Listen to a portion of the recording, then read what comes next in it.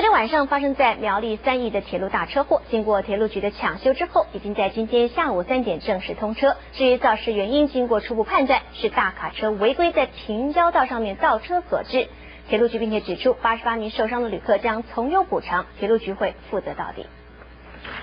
昨天晚上，在苗栗3义八股平交道，一辆北上的自强号列车撞上一部卡在平交道上动弹不得的大卡车，造成自强号3节车厢出轨翻覆。铁路山线交通完全中断，并且有88名旅客受到轻重伤。省主席连战在获知消息后，连夜由交通处官员陪同前往医院探视伤患，并亲自到车祸现场了解灾情，指示相关人员尽速做好善后的工作。经过铁路局人员的彻夜抢修，今天下午3点05分已经完成抢修通车。不过，由于事故现场还没有清理完毕，火车延迟了半个多小时才进站。铁路局表示，这种延后进站的现象将在明天清晨以前彻底改善。至于肇祸原因，警方初步判断是因为这辆大型卡车在狭窄的平交道上倒车不成，车身卡在平交道上动弹不得，才会被疾驶的自强号列车撞上。铁路局指出，类似这种在无人看管的平交道上倒车所造成的车祸已经发生了许多次，其中以去年发生在高雄县鹿竹乡大车祸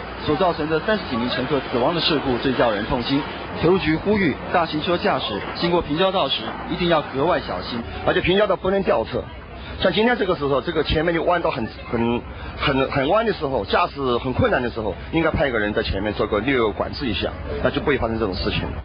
而在乘客的受伤补助部分，目前有3名伤势较为严重的旅客已经转往3总就医。铁路局指出，由于受伤旅客将按交通部新颁的事故赔偿办法从优补助，经过医师鉴定后，重伤者每人最多可以获得80万元的补偿。